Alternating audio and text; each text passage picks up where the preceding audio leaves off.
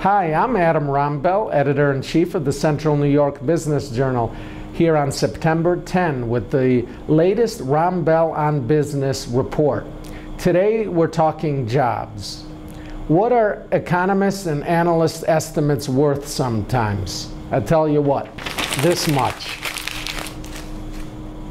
Sorry, Bobcat. No problem, boss. That's our camera woman, Bobcat, being a good sport as I throw a piece of paper at her. But heading into the National Non-Farm Payrolls report on Friday, economists and analysts had gradually been ratcheting up their estimates.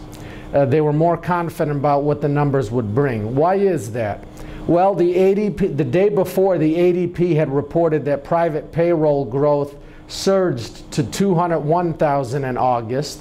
Also, simultaneously, the Labor Department announced that weekly unemployment claims filings had declined by 12,000 from the week before. And the Challenger, Gray and Christmas firm announced that planned layoffs had declined to a 20-month low in August. So there was some optimism heading into the report.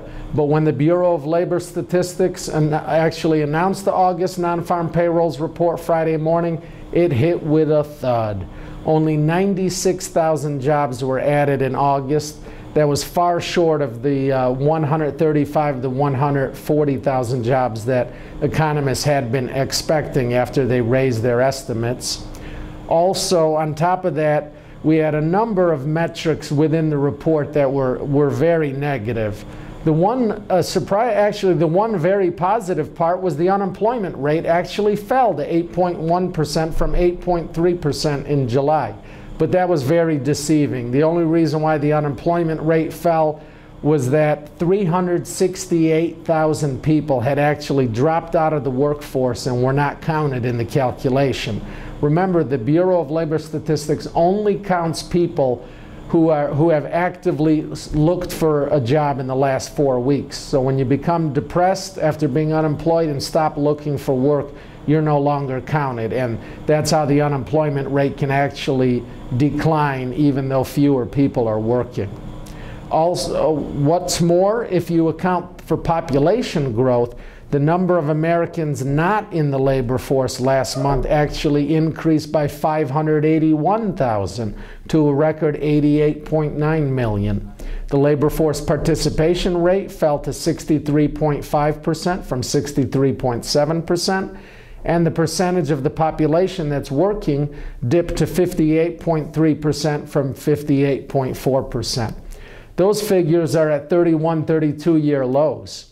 Worst yet, the labor force participation rate among men only hit an all-time low of 69.8%. That's the first time ever we've had fewer than 70% of men participating in the workforce.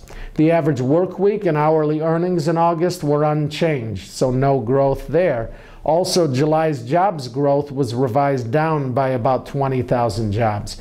I could go on with all the negative numbers in the latest employment report, but you get the picture. It was a bad report.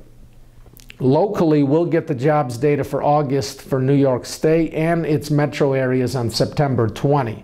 In July, the state lost 3,700 jobs, and the unemployment rate ticked up to 9.1% from 8.9% the month before. So we'll have to see what the August numbers bring. As usual, we'll be here to track it all. Again, I'm Adam Rombel, editor of the Central New York Business Journal. Thank you so much for joining us on the Rombel on Business report.